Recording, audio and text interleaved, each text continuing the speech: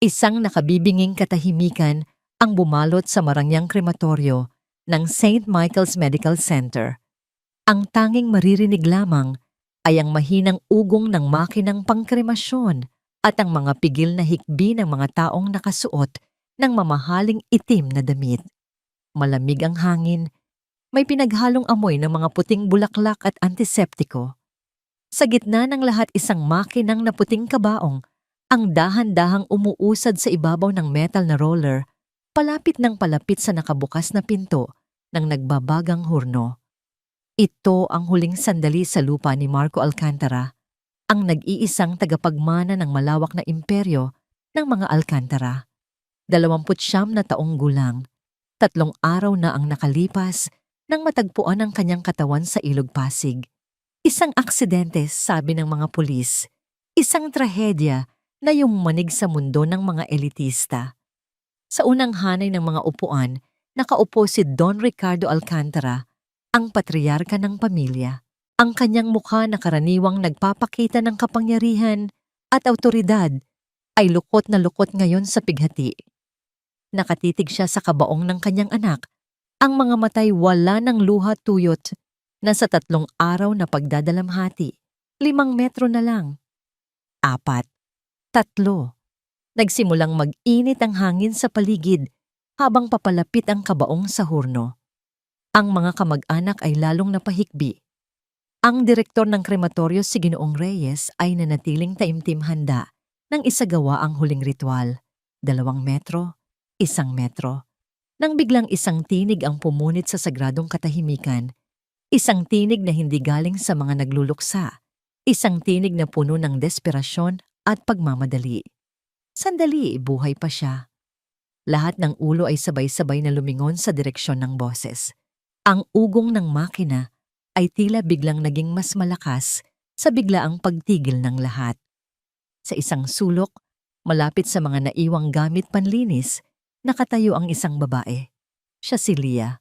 Maliit ang pangangatawan, nakatali ang buhok sa isang simpleng pusod at suot, ang kupas na asul na uniforme ng mga janitor ng ospital. Ang kanyang hitsura ay isang malaking kontradiksyon sa karangyaan ng lugar at ng mga tao sa loob nito. Sa kanyang mga mata, mayroong isang bagay na hindi maipaliwanag, isang pinaghalong takot at matinding katiyakan. Anoong kalokohan ito? Bulalas ni Ginoong Reyes, ang kanyang pagkagulat ay mabilis na napalitan ng galit. Ang kanyang malaking katawan ay humarang sa daan ni Lia. Mula sa gilid isang matinis na boses ang sumabad. Lia, anong ginagawa mo rito? Sinong nagsabi sa iyong pwede kang lumabas? Si Teresa, ang masungit na supervisor ng mga janitor, ay mabilis na lumapit ng lilisik ang mga mata. Wala kang karapatang manggulo sa isang pribadong seremonya. Bumalik ka sa paglilinis. Pero hindi natinag si Lia. Ang kanyang mga paa ay tila nakabaon sa sahig.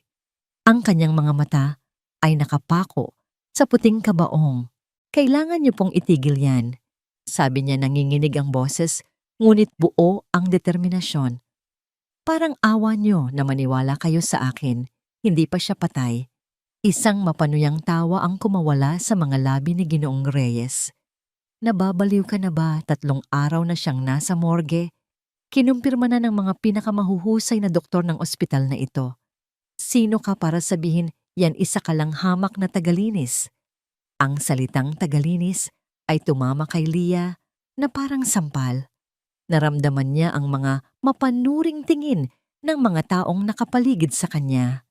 Ang kanilang mga bulungan ay parang mga bubuyog na umuugong sa kanyang tainga. Ayan na naman niyang probinsyana. Nakakaawa, baka nasisiraan na ng bait sa hirap ng trabaho. Walang modo, napakawalang respeto sa mga Alcantara. Hinawakan ni Teresa ang braso ni Lia ng mahigpit na parang bakal. Halika rito, bago pa kita kaladkarin palabas. Pabulong ngunit mariin niyang sabi. Gusto mo bang mawalan ng trabaho? Ito na lang ang meron ka. Hindi po, Ma'am Teresa. Pagmamakaawa ni Lia mga luha ay nagsisimula nang mamuo sa kanyang mga mata. Sinubukan niyang kumawala, ngunit mas malakas ang supervisor. May nakita po ako. Iba ang kulay ng balat niya. Hindi po yan kulay ng taong nalunod. At paano mo naman nalaman? Yon Aber. Singhal ni Teresa. Doktor ka ba? Coroner ka ba? Hindi. Kaya manahimik ka at sumama sa akin. Pilit na kinakaladkad ni Teresa si Lia palayo-palayo sa kabaong na ngayon ay ilang pulgada na lamang ang layo mula sa nagliliyab na pinto ng hurno. Ang init ay gumagapang na sa hangin, isang paalala ng nalalapit na katapusan. Pakiusap. Huling sigaw ni Lia puno ng pagkasindak. 5 segundo lang po. Yun lang ang hinihiling ko. Bigyan niyo ako ng 5 segundo. Ngunit huli na ang lahat. Si Ginoong Reyes ay nagbigay na ng senya sa operator. Ang kabaong ay umusad sa huling pagkakataon. Napasigaw si Lia sa kabiguan. Ito na ba ang katapusan? At sa sandaling iyon, sa gitna ng kawalan ng pag-asa, isang boses na puno ng awtoridad at bigat ng pighati ang dumagundong sa buong silid. Isang boses na nagpatigil sa lahat maging sa pag-usad ng makina. Tigil. Lahat ay napahinto. Si Teresa ay nabitiwan si Lia. Si Ginoong Reyes ay natigilan. Ang mga hikbi ay naputol. Lahat ng mata ay napalingon kay Don Ricardo Alcantara. Nakatayo siya ngayon, nanginginig ang buong katawan. Ang kanyang mga mata na kanina'y walang buhay ay ngayon ay nakatutok kay Lia, isang titig na hindi nagpapakita ng paniniwala, kundi ng isang desperadong kumakapit sa pinakaimposibleng sinag ng pag-asa. Sa nanginginig na tinig na umalingaw-ngaw sa nakabibinging katahimikan, iniutos niya, "Pakinggan ninyo siya." Ang salita ni Don Ricardo ay parang kidlat na gumuhit sa kalangitan ng katahimikan. Bawat galaw, bawat paghinga ay tila tumigil. Ang operator ng makina ay napako sa kanyang kinatatayuan. Ang kamay ay nakabitin sa ere. Hindi sigurado kung itutuloy ang pagpindot sa buton. Si Ginoong Reyes, na kanina'y puno ng pagmamataas, ay namutla. Pero Don Ricardo, ang mga protokol. Nauutal niyang sabi, "Wala akong pakialam sa mga protokol." Ang sagot ng matanda ang kanyang boses ay basag, ngunit puno ng bakal na awtoridad. Lumakad siya papalapit, ang kanyang mga mata ay hindi inaalis kay Lia. "Sinabi mong 5 segundo. Sabi niya ngayon ay nakaharap na sa nanginginig na janitress. Ibibigay ko sa iyo ang 5 segundo mo. Para kay Lia ang bawat segundo ay tila isang oras." Binitiwan siya ni Teresa na para siyang napaso, umatras ito na may halong takot at pagkamuhi sa mukha. Ang lahat ng mata sa silid, mapanuri mausi sa galit, ay nakatutok sa kanya. Bawat hakbang niya palapit sa kabaong ay tila isang walang hanggang paglalakbay sa ilalim ng bigat ng kanilang mga titig. Buksan ang kabaong, utos ni Don Ricardo. 2 tauhan ang nag-aatubiling lumapit at muling itinaas ang takip. Muling lumitaw ang mukha ni Marco Alcantara. Maputla payapa, ngunit para sa mga mata ni Lia may kakaiba. Hindi ito ang kulay ng kamatayan na nakasanayan na niyang makita sa morgue. Diyos ko, sana tama ako. Sana hindi ako nagkamali. Bulong ni Lia sa kanyang sarili. Nanginginig ang kanyang kamay nang dahan-dahan niyang iangat ito. Ang mga daliri niya na sanay sa paghawak ng mop at basahan ay maingat na dumapo sa leeg ni Marco sa carotid artery. Ipinikit niya ang kanyang mga mata, isinara ang lahat ng ingay at paghuhusga sa paligid at itinuon ang buong kamalayan sa dulo ng kanyang mga daliri. 1 segundo. Walang maramdaman. Isang malamig na pakiramdam lang. Ang pagdududa ay nagsimulang gumapang sa kanyang puso. 2 segundo. Pinindot niya ng bahagya hinahanap ang tamang pwesto na itinuro sa kanya ng kanyang lolo, isang manghihilot sa kanilang probinsya. 3 segundo. Nagsimulang mamasa ang kanyang mga palad. Ang mga bulungan sa paligid ay unti-unting bumabalik sa kanyang pandinig. Baliw talaga. 4 na segundo. Napakagatlabi siya. Ito na ba yon? Nagkamali ba ang kanyang kutob? Ang kahihiyan ay naghihintay sa kanya. At sa ikalimang segundo, naramdaman niya ito. Hindi ito isang malakas na tibok. Hindi ito tulad ng normal na pulso. Ito ay isang napakapinong hibla ng buhay, isang halos hindi maramdamang panginginig sa ilalim ng balat. Mahinang-mahina na kung hindi niya alam ang kanyang hinahanap, ay hindi niya ito mapapansin. Dumilat si Leah ng lalaki ang mga mata. May pulso po. Sabi niya, ang kanyang boses ay mahina, ngunit malinaw sa nakabibinging katahimikan. May pulso siya. Isang kolektibong paghinga ng pagkagulat ang narinig. Imposibleng sigaw ni Ginoong Reyes. Kalokohan. Ako ang titingin. Sabi ng isang lalaking nakasuit na kanina patahimik sa tabi ni Don Ricardo. Ito si Dr. Paul, ang personal na doktor ng pamilya Alcantara. Lumapit siya, ang kanyang muka ay nagpapakita ng propesyonal na pag-aalinlangan. Inilagay niya ang kanyang daliri sa leeg ni Marco. Ilang sandali siyang nanatiling ganoon bago umiling. Wala. Wala akong maramdaman, Don Ricardo. I'm sorry. Hindi po dyan, doktor. Mabilis na sabi ni Leah. Hinawakan niya ang kamay ng doktor at maingat na inilipat ito ng bahagya pababa. Mas mababa po. Dito po. Sa ilalim ng kalamnan. Muling nag-concentrate si Dr. Paul.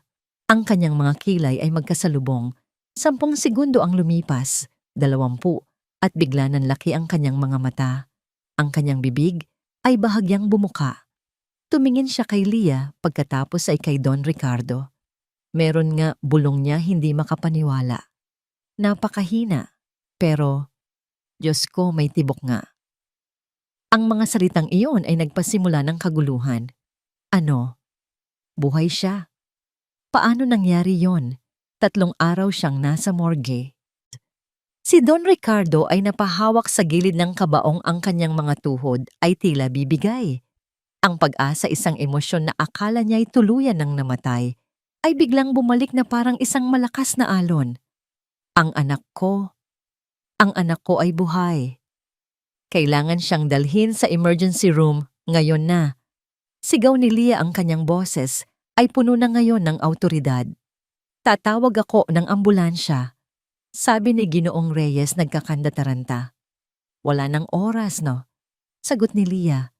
Nasa kabilang gusali lang ang ER. Buhatin natin siya. Ang ideya ay tila kabaliwan, ngunit para kay Don Ricardo, ito ang pinakamalinaw na bagay sa mundo. Tama siya, tulong. Sigaw niya, buhatin ninyo ang kabaong.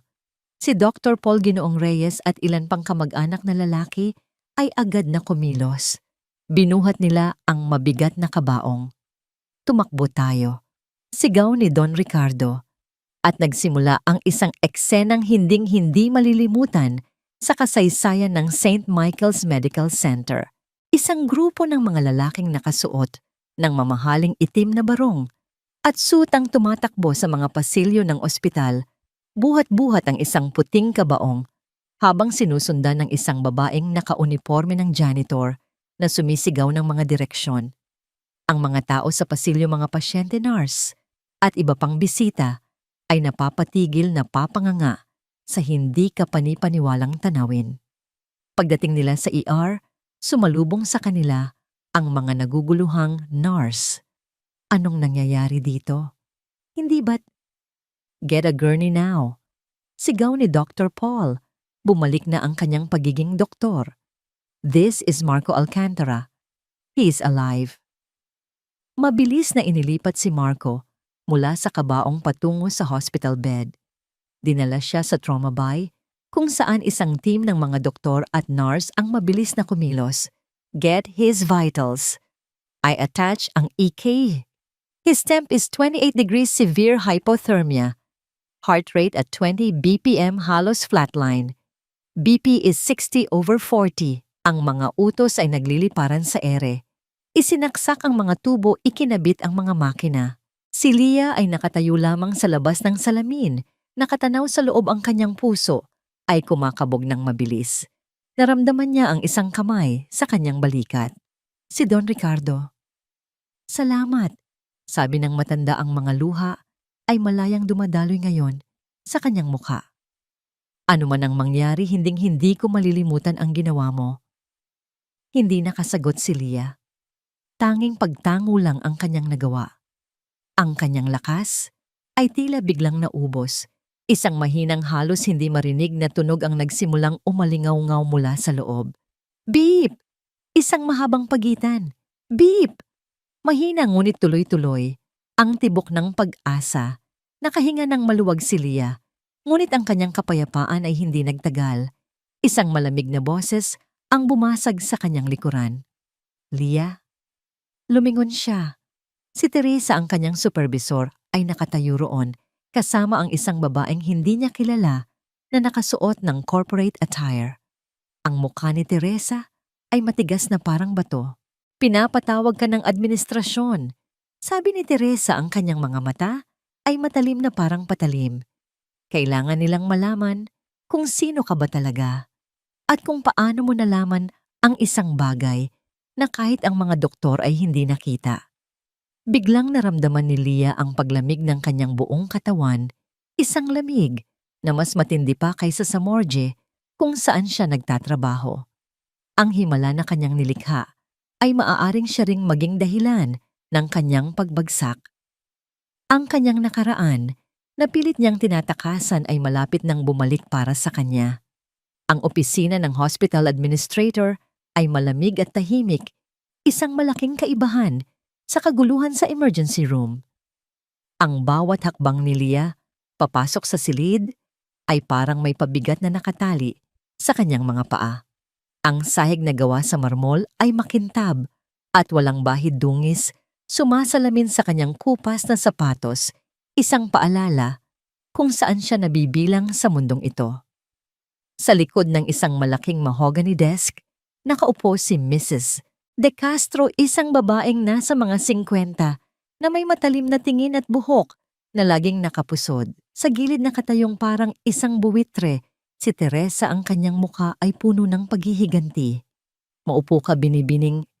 Sinadya ni Mrs. De Castro na hindi tapusin ang pangalan na para bang hindi ito mahalaga. Leah po, ang mahinang sagot ni Leah habang nauupo sa gilid ng silyang na sa harap ng mesa. Leah? Pag-ulit ni Mrs. De Castro, binubuklat ang isang folder na walang laman. Mayroon tayong seryosong issue. Ang ginawa mo kanina, ito ay isang malinaw na paglabag sa lahat ng protocol ng ospital. Higit pa riyan, maaari itong ituring na pagsasagawa ng medical procedure ng walang lisensya. Sinabi ko na sa inyo, ma'am, sabad ni Teresa, hindi maitago ang ngisi. May itinatago yang babaeng yan. Imposibleng malaman ng isang simpleng janitor ang mga ganyang bagay. Hindi po ako nagsagawa ng procedure. Depensa ni Leah, nanginginig ang mga kamay sa ilalim ng mesa. Kinapa ko lang po ang pulso niya. Sinunod ko lang po ang kutob ko. Kutob. Isang mapanuyang tawa ang kumawala kay Mrs. De Castro.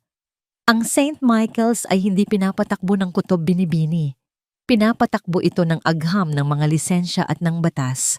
Dahil sa ginawa mo, inilagay mo ang ospital sa isang malaking alanganin. Paano kung nagkamali ka? Paano kung nagdulot ka ng maling pag-asa sa pamilya?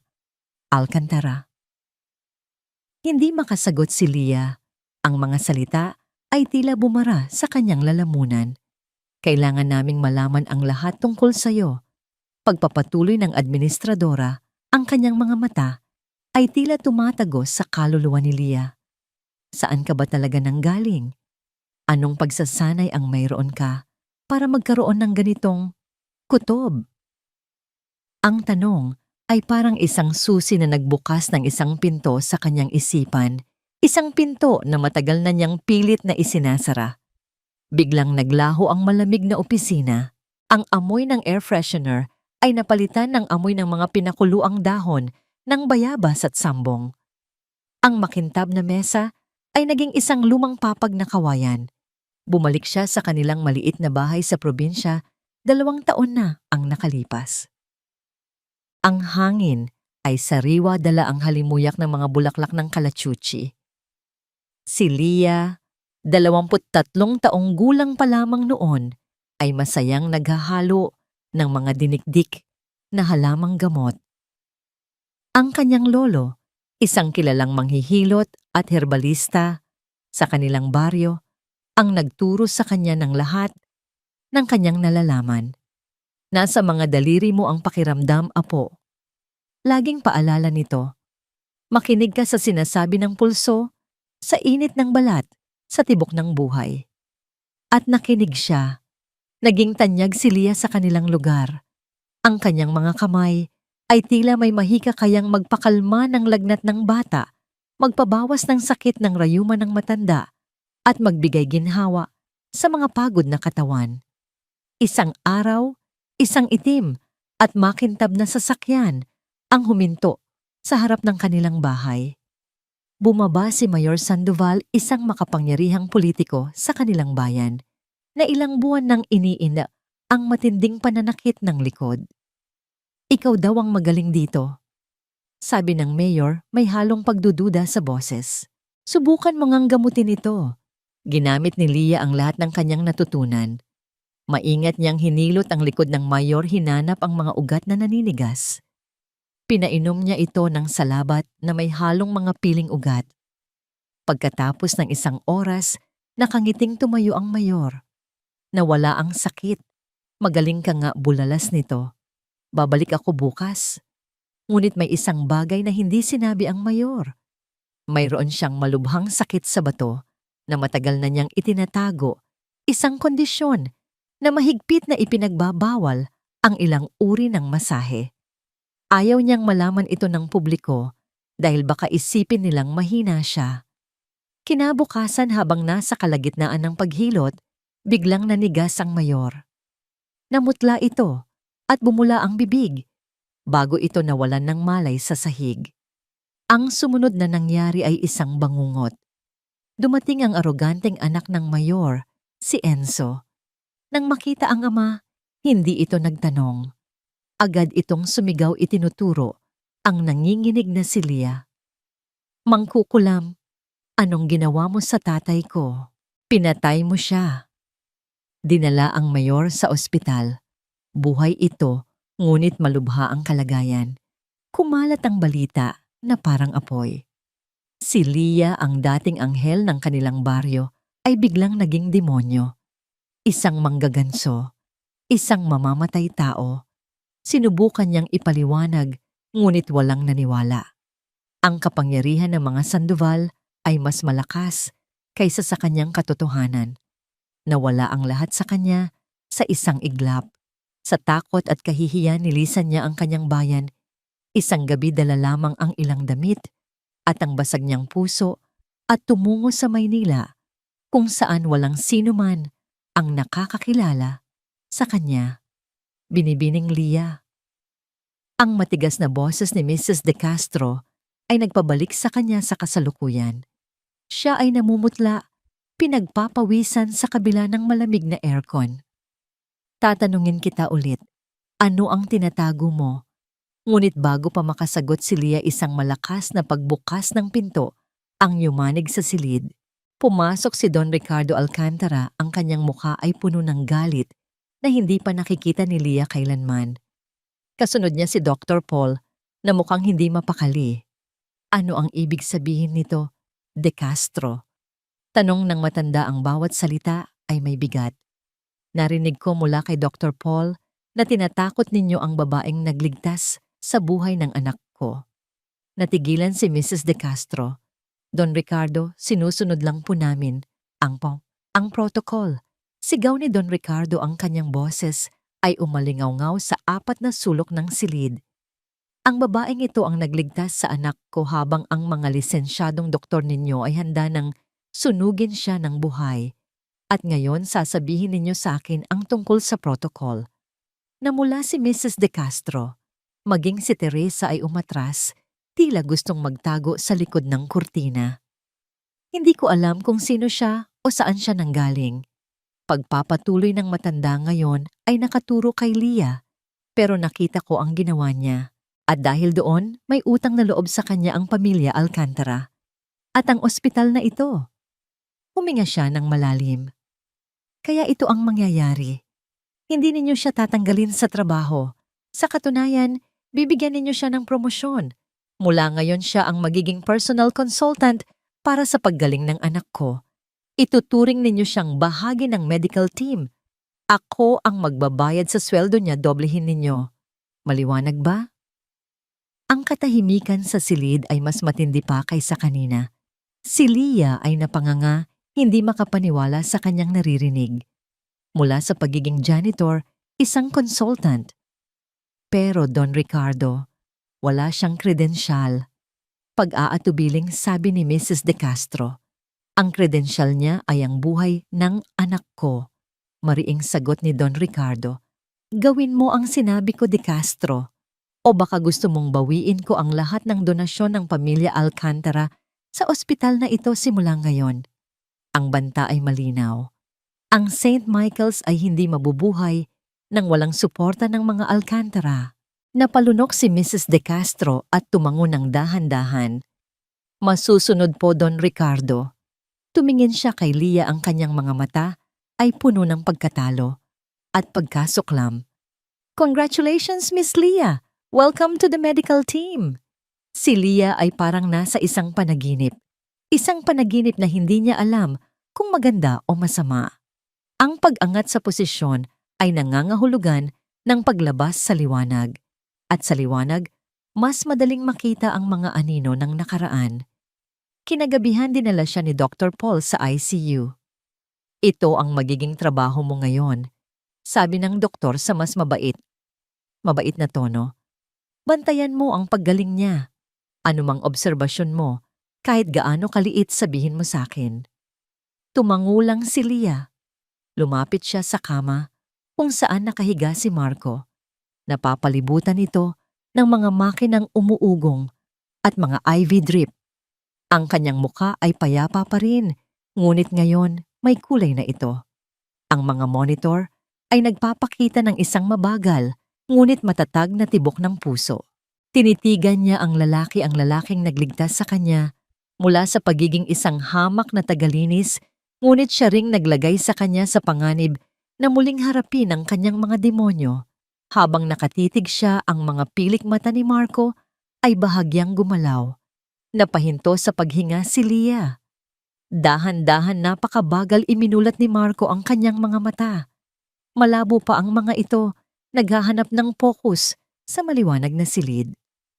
Ang unang bagay na nakita niya ay ang mukha ng isang babae na hindi niya kilala na nakatayo sa tabi ng kanyang kama. Ang mga mata nito ay puno ng halo-halong emosyon. Sa isang boses na kasinghina ng isang bulong na halos hindi marinig sa ugong ng mga makina, nagtanong si Marco, "Sino ka?" Ang unang araw ni Leah bilang consultant ay nagsimula sa isang unipormeng hindi niya kailanman inakalang isusuot. Isang simpleng puting blouse at itim na slacks na ipinadala mismo ng opisina ng administrasyon.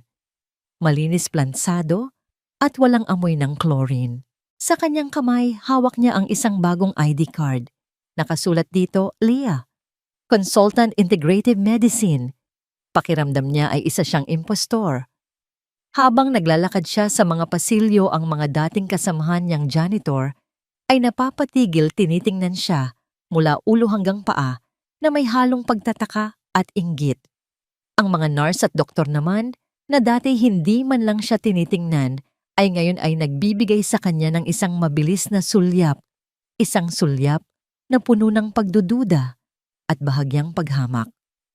Para sa kanila, siya pa rin ang babaeng nagwawalis ng sahig na ngayon ay naglalaro ng papel na hindi para sa kanya. Ang unang opisyal niyang tungkulin, bisitahin ang kanyang nag-iisang pasyente. Pagpasok niya sa pribadong silid ni Marco sa ICU, nadatnan niya itong gising na at bahagyang nakaupo. Mas malinaw na ang mga mata nito at may kulay na ang mga pisngi.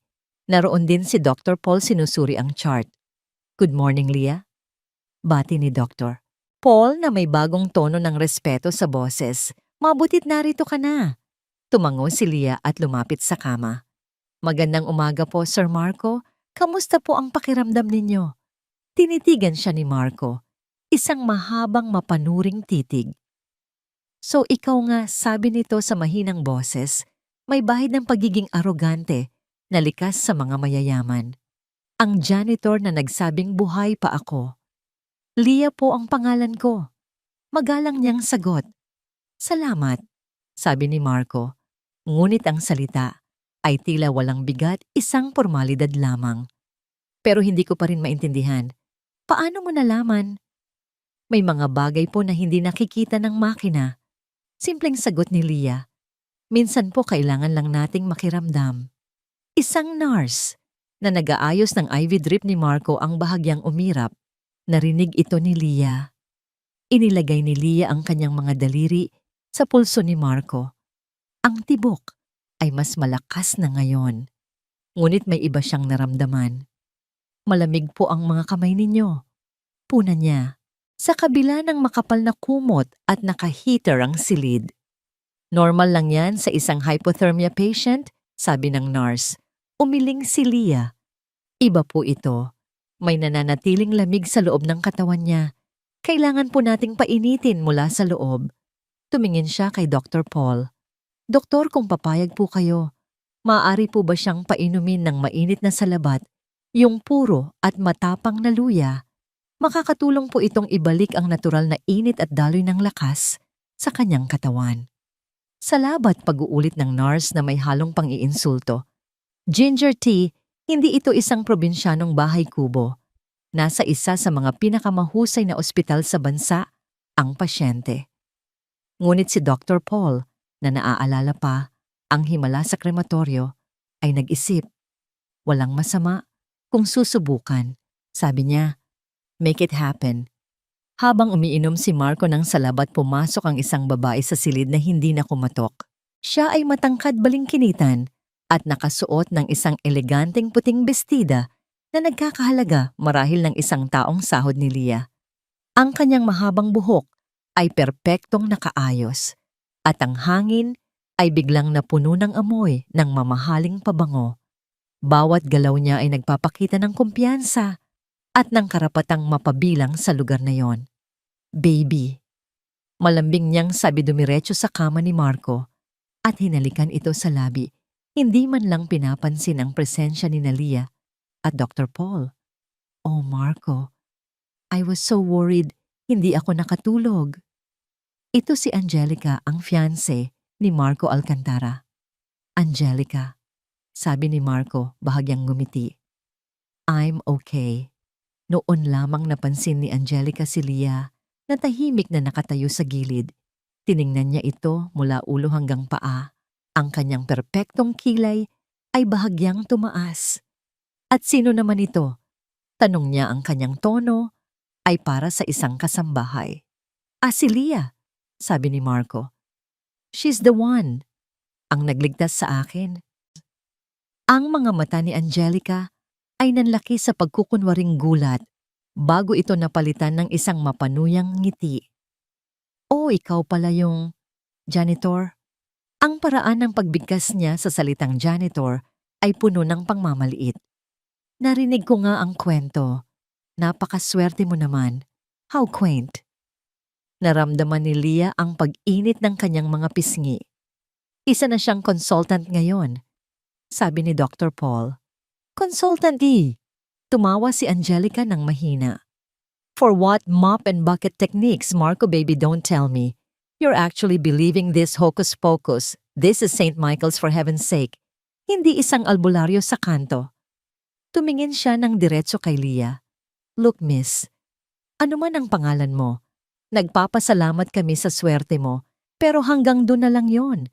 The real doctors will take it from here. Kaya maaari ka nang bumalik sa kung saan ka man nabibilang. Ang bawat salita ay parang isang karayom na tumutusok sa balat ni Lia. Ngunit sa halip na magalit o mapahiya, huminga siya ng malalim at hinarap si Angelica ng may kahinahunan. Nandito po ako para gawin ang trabaho ko, ma'am, sabi niya sa isang matatag na boses. At ang trabaho ko po ay siguruhing tuloy-tuloy ang paggaling ni Sir Marco. Ang mahalaga po ay ang kanyang kalusugan, hindi po ang opinyon ninyo tungkol sa akin. Natigilan si Angelica. Hindi niya inaasahan ang ganitong sagot mula sa isang taong inaakala niyang madali lang yurakan. Ang kanyang mga mata ay naningkit sa galit. Ngunit bago pa siya makasagot, isang nurse ang pumasok. Dr. Paul, pinapatawag po kayo sa kabilang kwarto. Si Doña Esmeralda, inaatake na naman ng matinding migraine. Hay nako! Bumuntong hininga si Dr. Paul. Bigyan niyo na lang ulit ng pinakamataas na dosage ng painkiller. Nagbigay na po kami, Doc, pero wala pa ring epekto. Narinig ito ni Leah. Ito na ang kanyang pagkakataon. Doktor, mahina niyang sabi. Baka po pwede kong tingnan.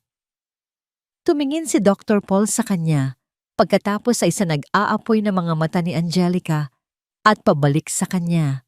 Isang desisyon ang nabuo sa kanyang isipan. Sumunod ka sa akin. Sa kabilang silid, isang matandang babae, si Doña Esmeralda, ang nakahiga sa kama, umiiyak sa sakit. Hindi ko na kaya, doktor, parang binibiyak ang ulo ko. Lumapit si Leah. Hindi niya hinawakan ang ulo ng matanda. Sa halip, tiningnan niya ang dila nito at maingat na kinapa ang pulso. Hindi po sa ulo ninyo nanggagaling ang problema, senyora, sabi ni Leah. Nasa atay po ninyo. Masyadong maraming init na naipon. Kapag umaakyat po ang init na, yan nagdudulot ito ng sakit sa ulo. Tumingin siya sa nurse. Pwede po bang makahingi ng 2 ice cubes? Nagtataka man sumunod ang nurse. Ibinigay ni Leah ang yelo kay Doña Esmeralda. Hawakan niyo po ito sa inyong mga palad. At pagkatapos, senyora, gamit ang inyong hinlalaki. Pindutin niyo po ng mariin ang puntong ito sa pagitan ng inyong hinlalaki at hintuturo sa kabilang kamay. Itinuro niya ang acupressure point na kung tawagin ay hegu. Pindutin niyo po hanggang sa makaramdam kayo ng kaunting kirot. Huminga po kayo ng malalim. Ginawa ng matanda ang sinabi niya. Pagkalipas ng 1 minuto ang kanyang pag-iyak ay humina. Pagkalipas ng 2 minuto ang kanyang mukha ay nagsimulang mag-relax. Nawawala. Bulong ni Doña Esmeralda, hindi makapaniwala. Ang sakit. Nababawasan. Nakatayo sa may pintuan si Dr. Paul ay nanonood, ang kanyang bibig ay bahagyang nakabukas.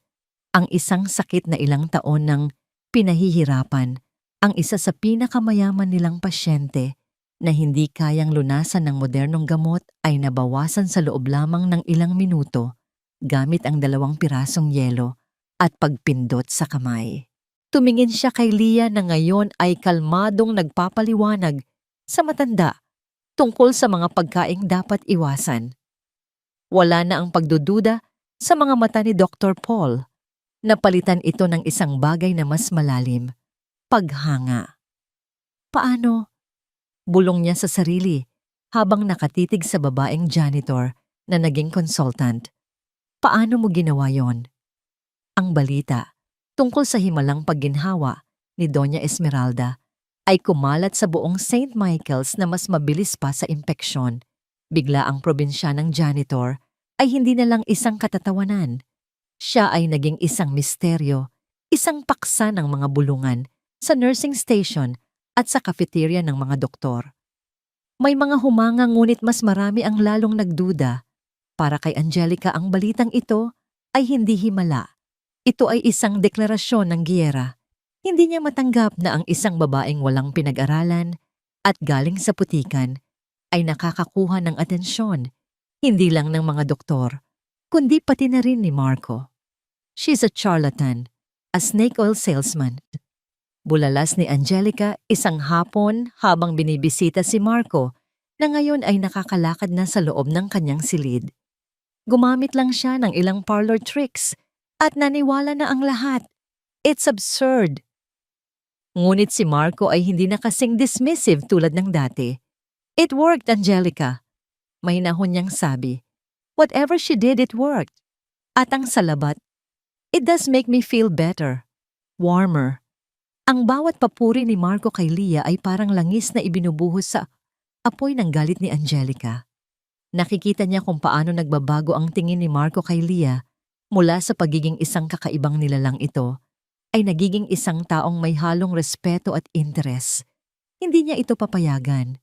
Ang pagkakataon para sa kanyang paghihiganti ay dumating sa anyo ng isang imbitasyon na may gintong selyo ang taunang St. Michael's Charity Ball, isang gabi ng parangal para sa mga pinakamalaking donor ng ospital.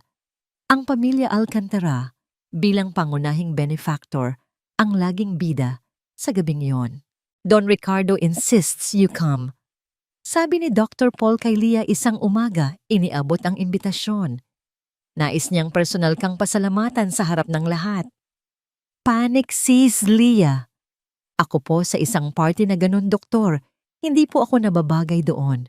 Wala po akong isusuot. Huwag kang mag-alala, sabi ng doktor na may ngiti. Don Ricardo has taken care of everything. Kinagabihan isang kahon ang dumating sa kanyang maliit na inuupahang kwarto. Sa loob isang simpleng navy blue na bestida. Hindi ito marangya ngunit elegante. Mayroon ding isang pares ng sapatos na may mababang takong. Ito ang paraan ni Don Ricardo para sabihing bahagi ka na nito. Sa gabi ng charity ball, ang grand ballroom ng isang 5-star hotel ay kumikinang sa ilaw ng mga chandelier at alahas ng mga mayayaman. Ang hangin ay puno ng halimuyak ng mga bulaklak mamahaling pabango at ng mababang ugong ng mga usapan tungkol sa pera at kapangyarihan.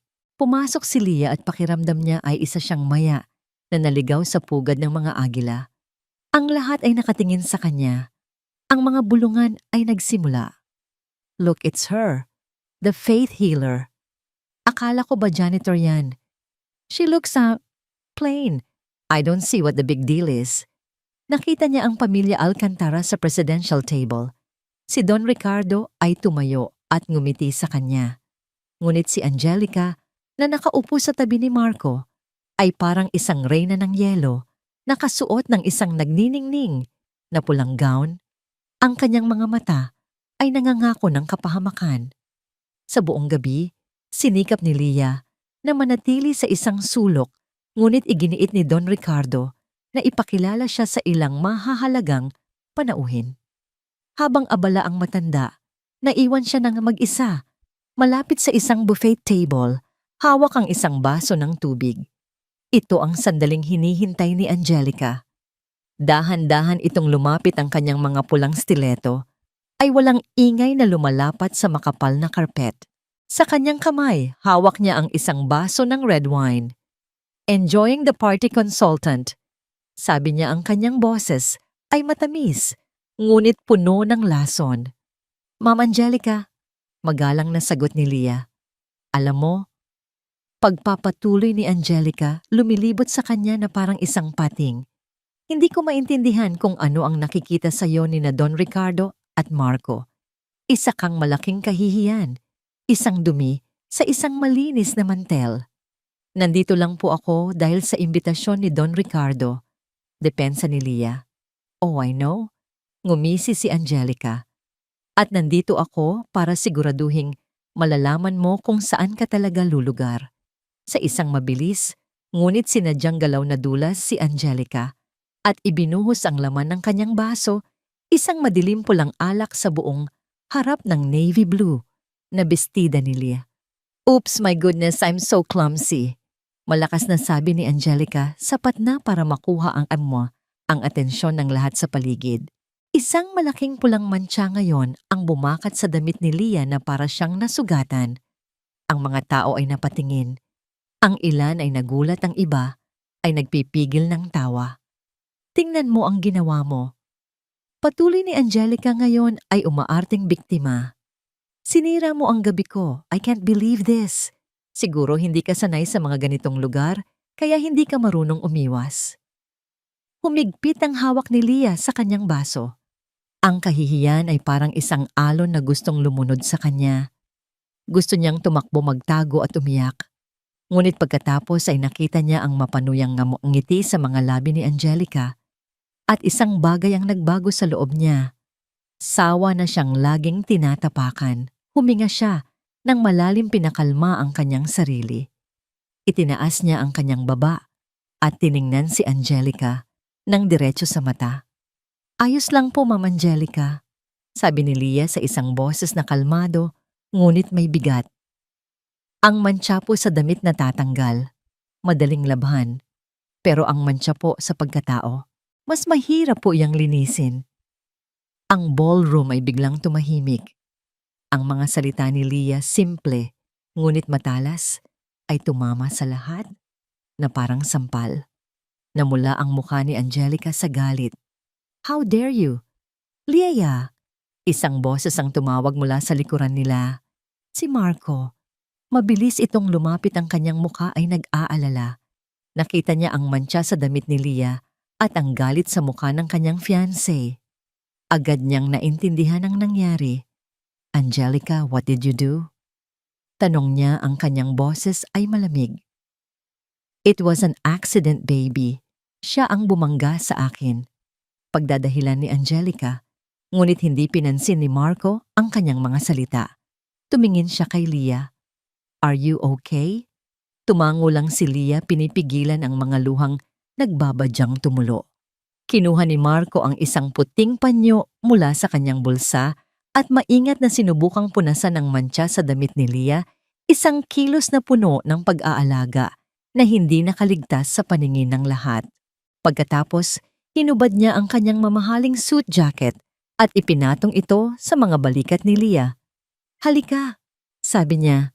I'll take you home. Tumingin siya kay Angelica. Ang kanyang mga mata ay puno ng pagkadismaya. We'll talk later. Habang papalabas sila ng ballroom, magkasabay na naglalakad, ang lahat ng mata ay nakasunod sa kanila. Ang janitor na nakasuot ng jacket ng isang alcantara at ang tagapagmana na tinalikuran ang kanyang magandang fiancé para sa kanya. Naiwan si Angelica sa gitna ng sahig, nanginginig sa galit at kahihiyan. Ang kanyang perpektong plano ay sumabog sa kanyang mukha. Sa gabing iyon, hindi si Leah ang kanyang napahiya. Ito ay ang kanyang sarili. Sa labas, sa ilalim ng mga bituin, huminto si Marco. I'm sorry, Leah. Sabi niya, ang kanyang boses ay puno ng sinseridad. Hindi dapat nangyari yon. Angelica can be difficult. Sanay na po ako. Mahinang sagot ni Leah. Tinitigan siya ni Marco. Sa ilalim ng liwanag ng buwan, nakita niya ang lakas sa kanyang mga mata, ang dignidad sa kabila ng pagiging simple. Sa unang pagkakataon, hindi niya nakita ang isang janitor o isang consultant. Ang nakita niya ay isang babae. Hindi, sabi ni Marco, ang kanyang boses ay mas determinado na ngayon. Hindi ka dapat masanay. Dahil simula ngayon, hindi ko nahahayaang mangyari ulit yon. Ang pangakong yon binitawan sa malamig na gabi, ang nagpabago sa lahat. Hindi na lang ito tungkol sa utang na loob. Isang bagong damdamin ang nagsisimulang mabuo. At ito ay isang bagay na pareho nilang kinatatakutan at inaabangan. Ang insidente sa charity ball ay naging malaking usap-usapan. Para sa mga elitista, ito ay isang iskandalo. Ngunit para sa mga ordinaryong empleyado ng St. Michael's, ito ay isang kwento ng tagumpay. Si Leah, ang dating invisible na janitor, ay naging isang folk hero. Ipinakita niya na ang dignidad ay hindi nasusukat sa presyo ng damit. Ngunit ang pinakamatinding epekto ng gabing iyon ay naramdaman ni Teresa, ang supervisor. Matapos ang gabi ng party, mas lalo pang naging miserable ang buhay ni Teresa. Ang kanyang relasyon sa mga kapwa-manager ay naging mas magaspang at ang sakit sa kanyang balakang, isang malalang rayuma na matagal na niyang tinitiis, ay lalong lumala dahil sa stress. Bawat hakbang ay isang kirot, isang paalala ng kanyang sariling pighati. Isang hapon sa kasagsagan ng kanyang pag-iikot, biglang nanikip ang dibdib ni Teresa at kumirot ng husto ang kanyang mga kaso-kasuan. Napakapit siya sa pader ng pasilyo, namimilipit sa sakit. Ang mga gamot na inireseta sa kanya ay tila wala ng epekto. Ma'am Teresa, ayos lang po kayo. Isang pamilyar na boses. Pag-angat niya ng kanyang ulo, nakita niya si Leah na may dalang mga chart. Gusto sanang isigaw ni Teresa na, pabayaan mo ako. Ngunit ang sakit ay masyadong matindi. Napayuko na lang siya. Hindi maitago ang mga luhang namumuo sa kanyang mga mata. Hindi nagsalita si Leah. Maingat niyang inalalayan si Teresa papunta sa pinakamalapit na bakanteng upuan sa isang sulok. Inilapag niya ang kanyang mga chart at umupo sa tabi nito. "Ang mga kamay po ninyo, ma'am," mahinang sabi ni Leah. Nag-aalangan man iniabot ni Teresa ang kanyang mga kamay. Magaspang ang mga ito at bahagyang namamaga ang mga buko. Maingat na hinawakan ni Leah ang mga kamay ni Teresa ang kanyang mga daliri ay nagsimulang maghanap ng mga partikular na punto. Sinimulan niyang masahihin ng dahan-dahan, ngunit may diin ang mga lugar sa pagitan ng mga daliri at sa paligid ng pulsuhan ni Teresa. Walang anumang mahika. Ito ay kaalaman sa mga ugat at kalamnan, isang sining na ipinasa sa kanya ng kanyang lolo. Habang nagpapatuloy si Leah, isang kakaibang init ang nagsimulang gumapang mula sa mga kamay ni Teresa pataas sa kanyang mga braso. Ang matinding kirot sa kanyang balakang at mga binti ay nagsimulang humupa na para bang isang buhol na unti-unting kumakalas. Pagkalipas ng 10 minuto, binitiwan ni Leah ang kanyang mga kamay. "Uminom po kayo ng maraming tubig, ma'am, at iwasan niyo po muna ang mga malalamig na pagkain at inumin. Makakatulong po iyan." Nakatitig lang si Teresa kay Leah, hindi makapagsalita. Ang sakit na ilang taon na niyang tinitiis na naging dahilan ng kanyang pagiging masungit at galit sa mundo ay biglang gumaan. At ang taong nagbigay sa kanya ng ginhawang ito ay ang parehong taong walang sawa niyang minamaliit at inaapi. Bakit mo to ginagawa?" Hirap na tanong ni Teresa. Ang kanyang boses ay garalgal. Isang maliit na ngiti ang sumilay sa labi ni Leah. "Dahil nakita ko po kayong nasasaktan." Simpleng sagot niya. "At alam ko po kung paano makatulong." Tumayo si Leah at kinuha ang kanyang mga chart. Bago siya umalis, lumingon siya. "Sana po ay gumaan ang pakiramdam ninyo, Ma'am Teresa." Naiwan si Teresa na nakaupo roon tulala. Ang kabaitang ipinakita sa kanya ni Leah, sa kabila ng lahat ng kanyang kasamaan, ay mas masakit pa kaysa sa sampal. Ito ay isang salamin na nagpabalik sa kanya ng imahe ng isang babaeng malupit at puno ng pait. At sa unang pagkakataon, sa loob ng maraming taon, kinamuhian ni Teresa ang kanyang nakita. Samantala, ang reputasyon ni Leah ay patuloy na lumalago. Isang sikat na balerina, si Ana Reyes, na isa sa mga pinakamalaking bituin ng bansa, ay naging pasyente sa St. Michael's dahil sa isang malubhang sprain sa bukong-bukong. Sinabi ng mga orthopedic surgeon na kailangan niya ng 6 na buwang pahinga, isang hatol na katumbas ng pagtatapos ng kanyang karera. Sa desperasyon, nakiusap ang manager ng balerina kay Don Ricardo at si Leah ay ipinatawag. Sa loob ng 1 linggo, ginamit ni Leah ang isang kombinasyon ng hilot maiinit na herbal compress na gawa sa dahon ng sili at luya at mga partikular na ehersisyo. Itinuro niya kay Ana kung paano pakinggan ang kanyang katawan at kung paano ibalik ang tamang daloy ng enerhiya. Sa pagtatapos ng 2 linggo, si Ana Reyes ay hindi lang nakakalakad, nakakatayo na siya sa kanyang mga daliri, sa paa umiiyak sa tuwa. "Isang himala," sabi ng kanyang mga doktor. Ang kwento ay lumabas sa isang sikat na entertainment blog. Ang sikreto ng St. Michael's, isang misteryosong healer nagligtas sa karera ni Ana Reyes. Hindi pinangalanan si Leah, ngunit alam ng lahat sa loob ng ospital kung sino ang tinutukoy. Ang tagumpay na ito ay nagpatibay sa posisyon ni Leah. Ang mga doktor na dating umiirap sa kanya ay nagsimula ng kumonsulta. Ang mga nurse ay nagsimula ng ngumiti. Isang umaga, habang naglalakad si Leah sa pasilyo, may tumawag sa kanya. "Leah." Lumingon siya. Si Teresa. Nakatayo ito ng diretso, hindi nahukot. Ang kanyang mukha ay hindi na kasing kulubot ng dati. May dala itong isang maliit na paper bag. "Para sa'yo?" sabi ni Teresa, iniabot ang supot. Nag-aalangan kinuha ito ni Leah. Sa loob may isang maliit na lalagyan ng mainit na lugaw na may itlog at maraming luya. Narinig kong hindi ka pa nag-aalmusal. Sabi ni Teresa umiiwas ng tingin, pampainit ng katawan. Hindi makapagsalita si Lia sa pagkagulat. Huminga ng malalim si Teresa at sa wakas, tiningnan siya nito ng diretso sa mata. Ang mga mata na dati puno ng galit ay ngayon ay may bahid ng pagsisisi at pasasalamat. Sa isang boses na halos pabulong ngunit malinaw sinabi ni Teresa ang isang salitang hindi kailanman inakala ni Lia na maririnig mula sa kanya. Salamat. Pagkasabi niyon, mabilis na tumalikod si Teresa at naglakad palayo na. Para bang nahihiya. Naiwan si Lia na hawak ang mainit na lugaw na katayo sa gitna ng pasilyo.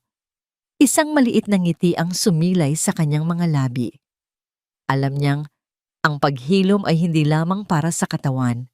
Kung minsan ang pinakamalaking himala ay ang pagbabago ng isang puso. Sa isang maingay at masikip na internet cafe sa isang malayong probinsya, isang lalaki ang nakatitig sa screen ng computer ang kanyang mukha ay nababasa lamang ng artipisyal na liwanag nito. Ang kanyang mga daliri ay maruming may grasa at ang hangin sa paligid niya ay amoy sigarilyo at alak. Siya si Enzo, ang anak ng dating Mayor Sandoval. Sa loob ng 2 taon ang buhay niya ay walang direksyon. Mula nang atakihin sa puso ang kanyang ama, ang kanilang pamilya ay unti-unting nawalan ng kapangyarihan at pera. Ngayon siya ay isa na lang tambay na nabubuhay sa mga natitirang koneksyon at sa pag-alala sa dati nilang katanyagan. Habang nag-i-scroll siya sa isang sikat na gossip website, isang headline ang pumukaw sa kanyang pansin. Misteryosong healer ng mga elitista, sino ang babae sa likod ng mga himala sa St. Michael's. Binuksan niya ang artikulo. May isang malabong litrato, nakuha mula sa malayo, isang babaeng nakaputing blouse. Nakausap si Doña Esmeralda. Ang pangalan ay hindi binanggit, ngunit ang paglalarawan ay detalyado. Isang babae mula sa probinsya, may gintong mga kamay, kayang magpagaling gamit ang mga tradisyonal na pamamaraan. Ngunit hindi ang paglalarawan ang nagpatigil sa paghinga ni Enzo. Ito ay ang litrato. Kahit malabo, kahit malayo, kilala niya ang postura na yon. Kilala niya ang paraan ng pagtayo. Hindi maaari. Bulong niya sa sarili. Pinalis niya ang usok ng sigarilyo at mas inilapit ang kanyang mukha sa screen. At pagkatapos nakita niya ito. Ang isang maliit na nunal sa ibaba ng kaliwang tainga ng babae, isang detalye na nakita niya nang malapitan sa araw na yon. 2 taon na ang nakalipas habang isinisigaw niya ang mga salitang mangkukulam. Lia. Ang pangalan ay lumabas sa kanyang bibig na parang lason. Isang mabagal sakim ng ngiti ang gumuhit sa kanyang mga labi. Ang babaeng sumira raw sa buhay ng kanyang ama ay nasa Maynila pala. At hindi lang basta nasa Maynila, siya ay nasa gitna ng mundo ng mga mayayaman at makapangyarihan. Siya ay nasa pugad ng pera. Para kay Enzo ito ay hindi lang isang pagkakataon para sa paghihiganti. Ito ay isang pagkakataon para kumita. Isang malaking jackpot. Pagkalipas ng 1 linggo, si Lia ay abala sa kanyang bagong opisina, isang maliit na silid na ibinigay sa kanya ng ospital. Biglang tumunog ang telepono sa kanyang mesa. Isang numerong hindi rehistrado. Hello? Sagot niya. Isang pamilyar na boses na nagpabagsak sa kanyang sikmura ang sumagot mula sa kabilang linya. Kamusta ka na, healer? Narinig ko, sikat ka na raw. Natigilan si Lia. Ang hawak niyang ballpen ay nahulog sa sahig. Enzo. Ako nga, tumawa ito, isang tawang puno ng pang-aasar. Namiss mo ba ako? Anong kailangan mo? Tanong ni Lia, ang kanyang boses ay naging malamig at nanginginig. Simple lang.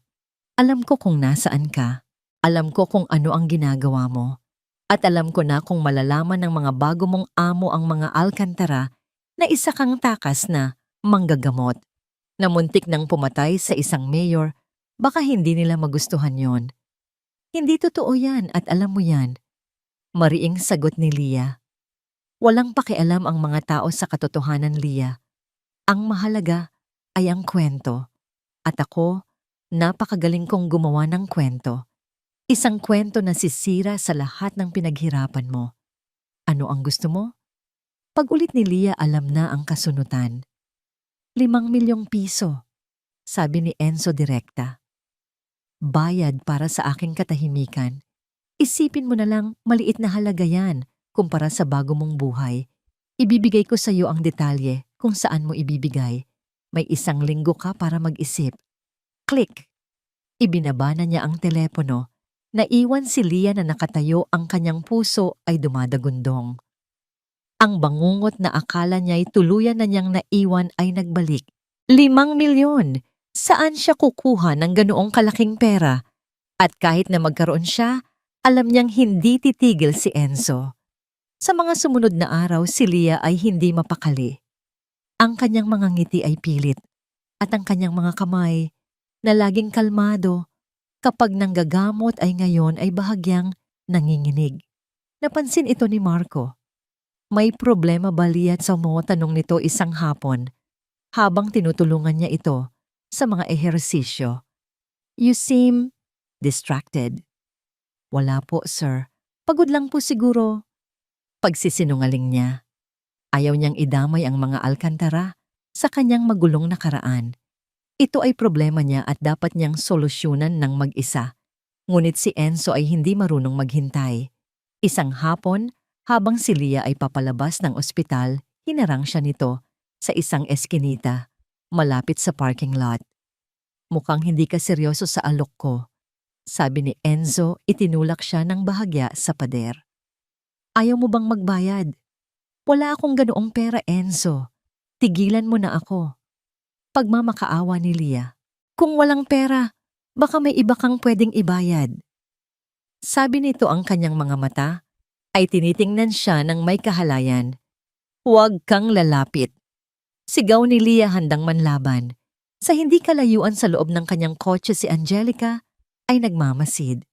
Matapos ang insidente sa ball, ipinasunod niya si Leah naghahanap ng anumang butas, anumang kahinaan.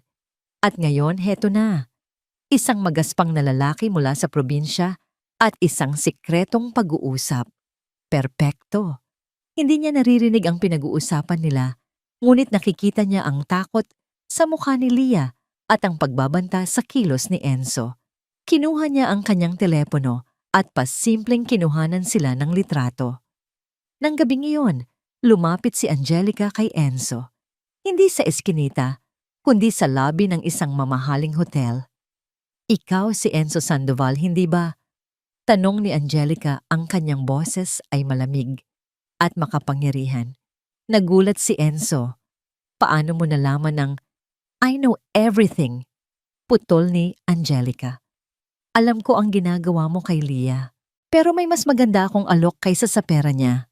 Napangisi si Enzo. Nakikinig ako. Gusto kong sirain mo siya. Sabi ni Angelica, ang kanyang mga mata ay kumikinang sa dilim.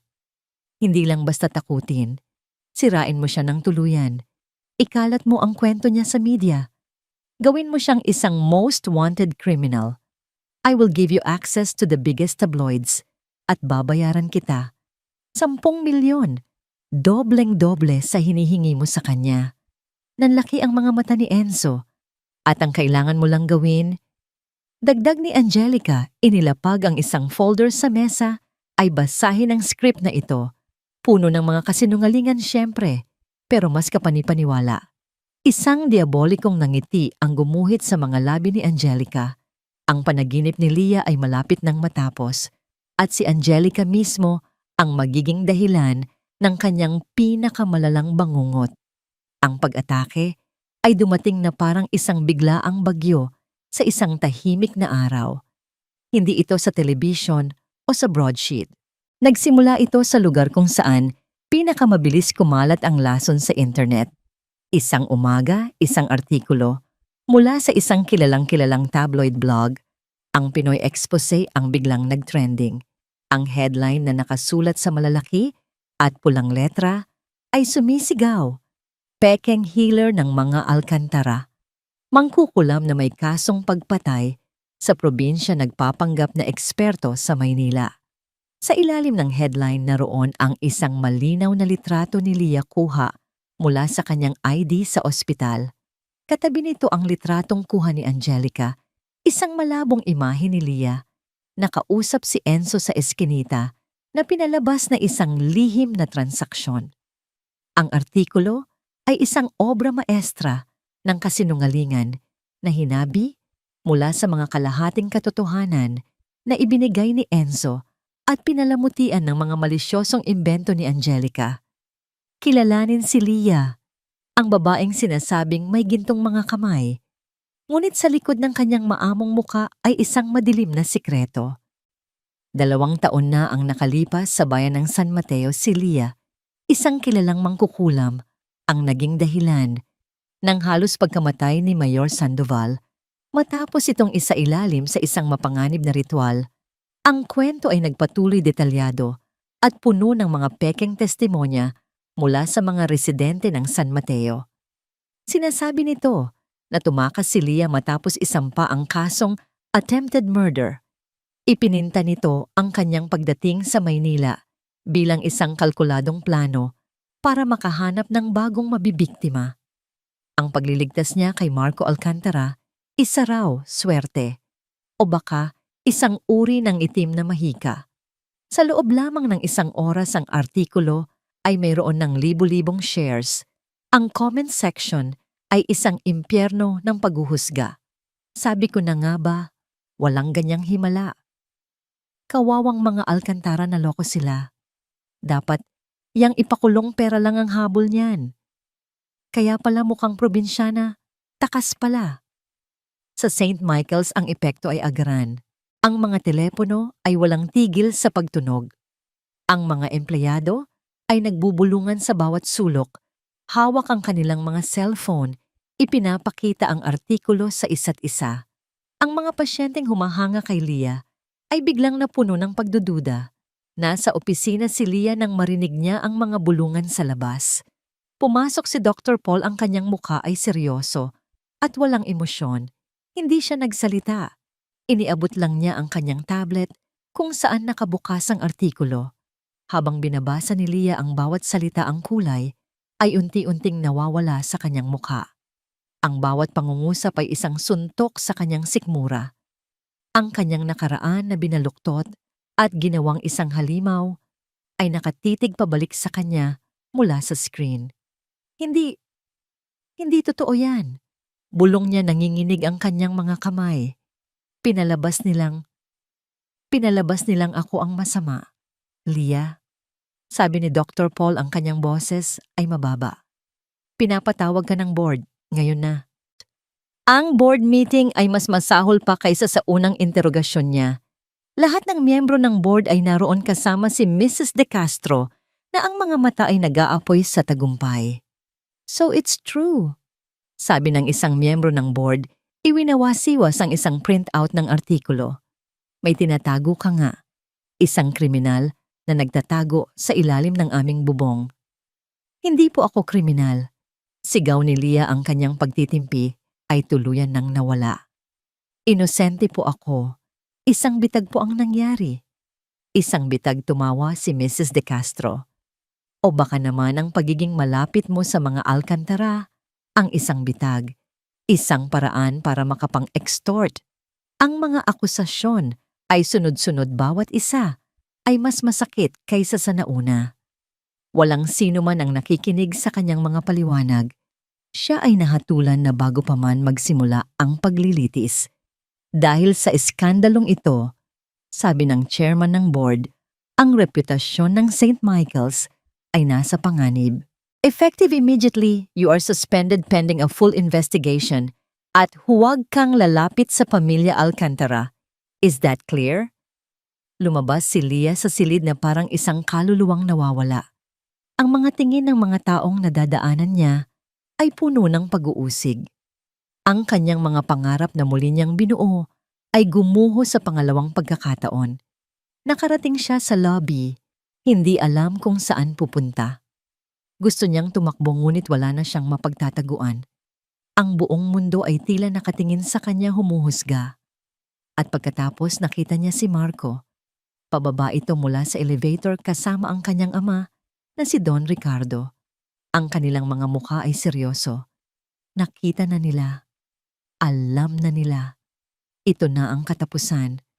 Naglakad si Marco palapit sa kanya, ang bawat hakbang nito ay tila mabigat. Huminto ito sa harap niya. Ang buong lobby ay tahimik naghihintay sa hatol ng tagapagmana. Tinitigan ni Leah ang sahig, hindi kayang salubungin ang kanyang tingin. Hinihintay niya ang mga salitang magtataboy sa kanya. Umalis ka na. Huwag ka nang magpakita. Naniwala kami sa'yo. Ngunit ang mga salitang yon ay hindi dumating. Sa halip naramdaman niya ang isang mainit na kamay na humawak sa kanyang kamay. Nag-angat siya ng tingin na gulat. Nakita niya si Marco nakatitig sa kanya, hindi ng galit, hindi ng pagdududa, kundi ng isang bagay na mas malalim. Isang matatag na paniniwala. Sa harap ng lahat ng mga mapanghusgang mata sa lobby, sa harap ng mga doktor, nurse at mga tsismoso, hinigpitan ni Marco ang hawak sa kamay ni Leah. Naniniwala ka ba talaga sa lahat ng nababasa mo? Malakas na tanong ni Marco, hindi para kay Leah kundi para sa lahat ng nakikinig. Lumingon siya pabalik kay Leah. I have been in a coffin, Leah. Sabi niya, ang kanyang boses ay malinaw at matatag. Everyone gave up on me. The doctors, the machines, everyone, except you. Huminga siya ng malalim, ang kanyang mga mata ay hindi bumibitaw sa kanya. At kung ang buong mundo man ang magsabi na isa kang sinungaling, pagpapatuloy niya, mas paniniwalaan ko pa rin ang naramdaman ko sa loob ng 5 segundong iyon. Sa harap ng lahat, idineklara niya ang kanyang paninindigan. Hindi kita iiwan. Ang mga salitang iyon ay hindi lang isang pangako. Ito ay isang hamon. Isang hamon sa lahat ng hindi naniwala. Sa sandaling iyon, sa gitna ng kanyang pagbagsak, naramdaman ni Leah na hindi siya nag-iisa. At sa unang pagkakataon, handa siyang lumaban. Ang deklarasyon ni Marco sa lobby ng ospital ay yumanig sa buong St. Michael's. Ang video ng eksena na kinunan ng isang empleyado gamit ang cellphone ay mabilis na kumalat online na nagdagdag ng bagong kabanata sa nagbabagang issue. Ngayon hindi na lang ito tungkol kay Leah. Ito ay tungkol sa isang Alcantara na hayagang kumakalaban sa opinyon ng publiko para sa isang pekeng healer. Sa likod ng mga nakasarang pinto, si Don Ricardo Alcantara ay hindi nagsayang ng oras. Hindi siya isang taong naniniwala lang sa sabi-sabi. Naniniwala siya sa datos, sa ebidensya, at higit sa lahat, sa kanyang sariling paghuhusga sa isang tao. Gusto kong malaman ng lahat. Utos niya sa kanyang pinakamahusay na team ng mga investigador at abogado. Puntahan ninyo ang San Mateo. Kausapin ang lahat. Hanapin ang bawat piraso ng papel, bawat medical record, bawat taong sangkot. Huwag kayong babalik hanggat hindi ninyo dala ang buong katotohanan. Habang ang team ni Don Ricardo ay kumikilos, nang tahimik si Leah ay nasa ilalim ng de facto house arrest sa isang guest house sa loob ng mansyon ng mga Alcantara para sa kanyang proteksyon. Sa labas ng mga pader, ang media ay nagpipiesta. Si Enzo na binayaran ng malaki ni Angelica ay lumalabas sa bawat talk show, umiiyak na parang biktima, ikinukwento ang kanyang mga binaluktot na salaysay. Ngunit ang mga investigador ni Don Ricardo ay mas mahusay. Sa loob lamang ng 48 oras, nakabalik sila, hindi lang dala ang katotohanan, kundi ang mga hindi maikakailang patunay. Nalaman nila mula sa isang nurse sa probinsya na si Mayor Sandoval ay may matagal ng chronic kidney disease, isang sikretong pinilit nitong itago sa lahat. Nakuha nila ang kopya ng kanyang mga laboratory result mula sa isang pribadong klinika. At ang pinakamahalaga, natagpuan nila ang driver ng mayor, isang matandang lalaki na matagal nang sinisisi ang sarili sa nangyari. Pinilit po ako ni Mayor na manahimik. Umiiyak na pag-amin ng driver. Bago po kami pumunta kay Leah, galing kami sa ospital para sa dialysis. pero ayaw na niyang ituloy. Sinabi niya, "Subukan natin yang albularyo. Baka mas mabilis. Alam ko pong bawal sa kanya ang hilot. Pero sino po ako para tumanggi?" Lahat ng ebidensya, mga dokumento, testimonya, at isang sworn affidavit mula sa driver ay nasa kamay na ni Don Ricardo. Ngunit hindi siya doon natapos. Ipinahanap niya ang bank records ni Enzo. At doon nakita nila ang isang malinis na deposito, 10 milyong piso na na-trace pabalik sa isang offshore account na pagmamay-ari ni Angelica. Ang bitag ay handa na. Hindi nagpa-interview si Don Ricardo sa mga tabloid. Sa halip nagpatawag siya ng isang malaking press conference sa Grand Ballroom ng Alcantara Tower. Inimbitahan niya ang lahat ng lehitimong media outlet, mga respetadong mamamahayag mula sa TV, radyo at broadsheet. Ang silid ay puno. Si Enzo at Angelica ay naroon din nakaupo sa unahan. Iniimbitahan mismo ni Angelica na hindi alam na sila ang magiging sentro ng palabas. Akala nila ito ay ang araw kung kailan opisyal na itatakwil ng mga Alcantara si Lia. Nagsimula ang press con. Si Don Ricardo nakatayo sa podium ay kalmado at makapangyarihan. Inimbitahan ko kayong lahat ngayon para linawin ang mga issue tungkol kay Binibining Lia simula niya. Ngunit hindi ako magbibigay ng opinyon. Magbibigay ako ng katotohanan.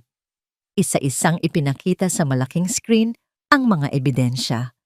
Ang medical records ni Mayor Sandoval, ang sworn affidavit ng driver, ang mga bank statement. Bawat piraso ng ebidensya ay isang martilyo na unti-unting dumudurog sa mga kasinungalingan ni Enzo. Si Enzo ay namutla pinagpapawisan. Sinubukan niyang tumayo at sumigaw na, "Gawa-gawa lang yan." Ngunit 2 malaking security guard ang pumigil sa kanya. Pagkatapos lumingon si Don Ricardo, ang kanyang mga mata ay tila mga punyal na tumusok kay Angelica. Ang pinakamasakit na bahagi ng kwentong ito ay hindi ang kasakiman ng isang estranghero. Sabi ng matanda, ang kanyang boses ay puno ng pagkadismaya, kundi ang pagtataksil ng isang taong itinuring naming pamilya. Ipinakita sa screen ang mga financial record na nag-uugnay sa pera ni Angelica kay Enzo. Ang buong silid ay napuno ng pagbulong at pag-click ng mga kamera. Si Angelica ay natigilan ng kanyang mukha ay parang isang maskara na nabasag. Tumingin siya kay Marco na nakaupo sa tabi ng kanyang ama. Ang mukha nito ay matigas na parang bato. "Marco baby, it's not what you think. It's a misunderstanding," pagmamakaawa niya. Tumayo si Marco. Lumapit siya sa mikropono. Ang kanyang boses nang siya'y magsalita ay malamig at walang emosyon. "Hindi ko akalain na kaya mong gawin ito, Angelica," sabi niya. "Ang babaeng ito," sabi niya lumingon sa pintuan sa gilid ng stage kung saan lumabas si Lia. "Napakaganda sa kanyang simpleng damit, ang nagligtas sa buhay ko. At ang tanging ginawa mo ay subukang sirain ang kanya dahil sa selos at inggit." Hinarap niya ang media. "Sa harap ninyong lahat, nais kong ipaalam na ang engagement sa pagitan namin ni Angelica ay tapos na. Simula ngayon, ang mga salita ay parang isang malakas na sampal. Si Angelica ay napasigaw sa galit at kahihiyan. Sinubukan niyang lumapit kay Marco, ngunit hinarangan na siya ng mga guard. "Mahal mo siya? Hindi ba kaya mo to ginagawa dahil sa babaeng manggagamot na niya?" Hindi sumagot si Marco. Ang kanyang katahimikan ay mas malakas pa kaysa sa anumang salita. Habang kinakaladkad ng mga guard si Angelica, palabas na sumisigaw at nagwawala. At habang dinadampot ng mga pulis si Enzo para sa kasong extortion at perjury, lumapit si Marco kay Lia. Sa gitna ng entablado sa harap ng daan-daang kamera, kinuha niya ang kamay ni Lia at itinaas ito. "Ito si Lia," sabi niya sa malakas at malinaw na boses.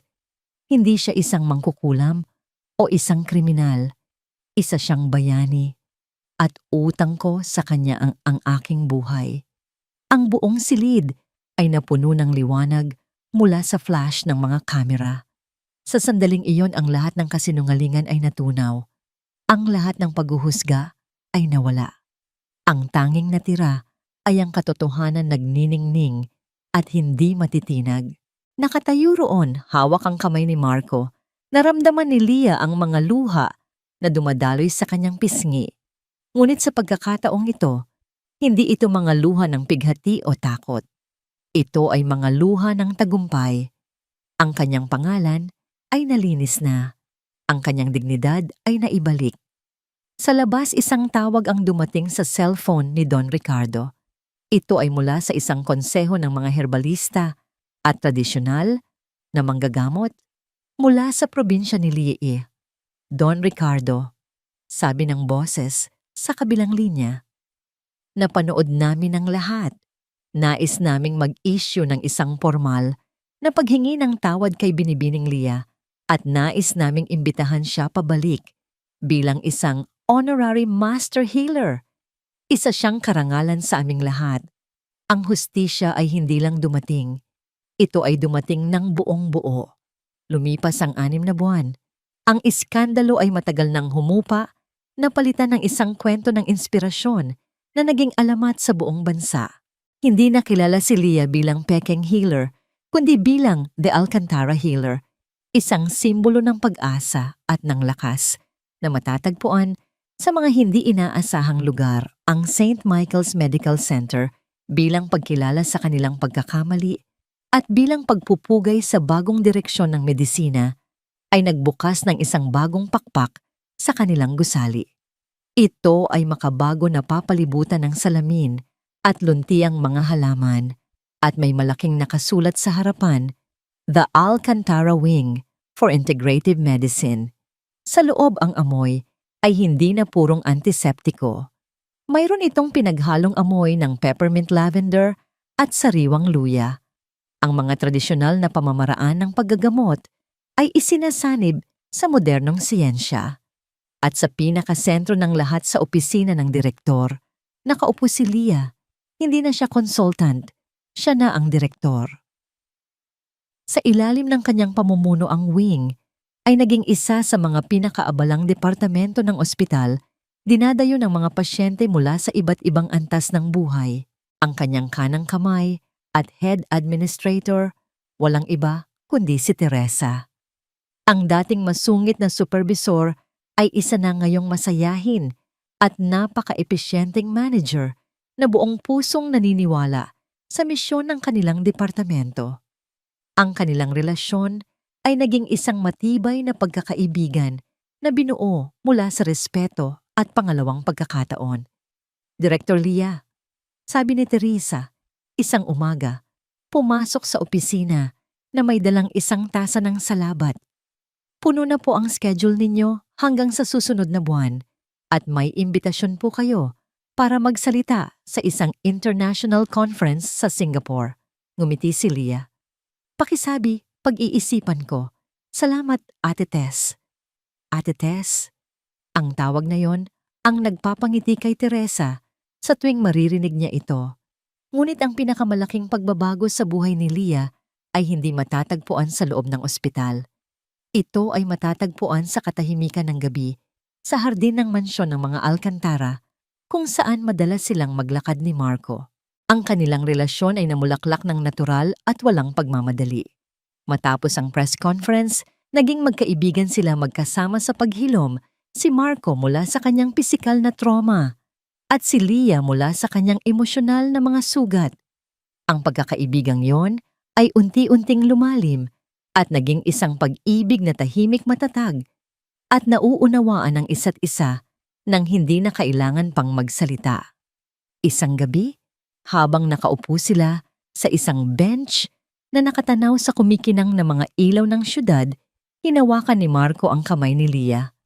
Naaalala mo ba ang unang araw na nagkamalay ako sa ospital? Tanong niya. Ang una kong tinanong ay sino ka? Tumango si Leah isang maliit na ngiti sa kanyang mga labi. Sa tingin ko, pagkalipas ng 6 na buwan, alam ko na ang sagot. Pagpapatuloy ni Marco ang kanyang mga mata, ay seryoso at puno ng pagsinta. Ikaw ang pulso ko noong akala ng lahat ay wala na. Ikaw ang tibok ng puso ko ngayon at gusto kong ikaw ang maging tibok ng puso ko habang buhay. Mula sa kanyang bulsa, kinuha niya ang isang maliit na kahon. Sa loob isang simpleng singsing na may isang maliit ngunit napakalinaw na diamante, hindi marangya ngunit puno ng sinseridad, tulad ni Leah. Leah mo. Sabi niya, ang kanyang boses ay nanginginig sa unang pagkakataon. Will you marry me? Ang mga luha ng kaligayahan ay dumaloy sa mga pisngi ni Leah. Ang kanyang sagot ay isang tahimik na pagtango na mas malakas pa kaysa sa anumang salita. Sa araw ng kanilang kasal na ginanap sa parehong hardin, isang tao, ang tahimik, na nanonood mula sa malayo na kangiti. Si Don Ricardo. Para sa kanya hindi siya nawalan ng anak. Sa halip na dagdagan siya ng isa pa. Isang hapon, ilang buwan, matapos ang kasal bumisita si Leah sa dating lugar niya ng trabaho, ang morgue at krematoryo ng St. Michael's. Ang lugar ay tahimik pa rin, ngunit para sa kanya, hindi na ito isang lugar ng katapusan, kundi isang lugar ng simula. Nakita niya ang isang batang janitress, marahil ay kaedad niya, noong nagsisimula pa lang siya, na tahimik na nagpupunas ng sahig ang kanyang mga mata, ay puno ng pagod at kawalan ng pag-asa. Lumapit si Leah. Magandang hapon, bati niya ng may ngiti. Nagulat ang dalaga at nagmamadaling yumuko. Ma'am Leah, kayo po pala. Kamusta ka? Tanong ni Leah. Ayos lang po ma'am, ganito pa rin po. Tinitigan ni Leah ang dalaga. Nakita niya ang kanyang sarili dito, ang takot, ang pagdududa, ang pakiramdam na hindi ka nabibilang. Alam mo, sabi ni Leah, ang kanyang boses ay mahinahon at puno ng karunungan. Dito rin ako nagsimula. Sa eksaktong kinatatayuan mo, nanlaki ang mga mata ng dalaga.